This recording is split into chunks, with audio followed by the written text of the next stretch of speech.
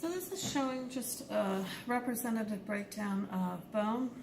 You would have the outer layer here, the periosteum, and then you have the compact bone. Remember, the compact bone is always going to be on the superficial side of the bone, and then interior would be the spongy bone, which is what is seen right here on the end. With the bone, it has to have a very extensive blood supply because it's very actively growing.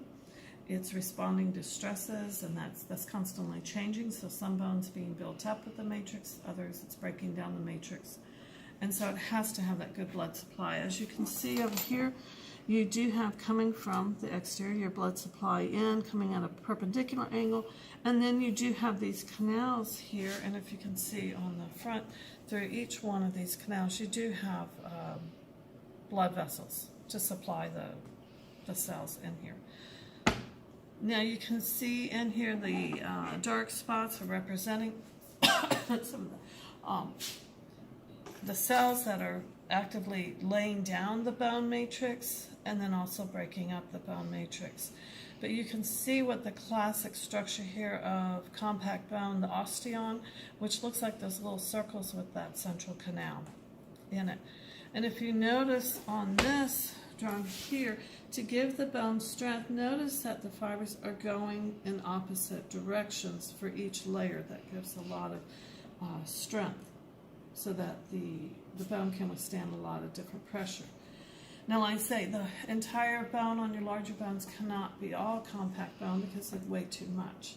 So to make it weigh less, the interior portion, as I said, is going to be your spongy bone, which has a lot of the trabeculae in it. It looks like scaffolding, and in between the spaces it literally looks like a sponge. You have your blood supply there to provide the nutrients. Now this is a long bone, which is very interesting to see. On the outer surface is the compact bone, but in the middle, inside here on the ends, this is where the bone would be actively growing, but you can definitely tell where it gets its name as a spongy bone. Now in long bones, certainly in adults, in the middle we do have the medullary cavity. You do have blood supply in there. You do also have marrow that is present in there. The bone is growing on the ends, moving further away from the central portion here. Now the bone will, as I said earlier, will respond to different stresses. So if you get a lot of stress, say right here, you would start to build up more bone matrix here and typically pull away from this side.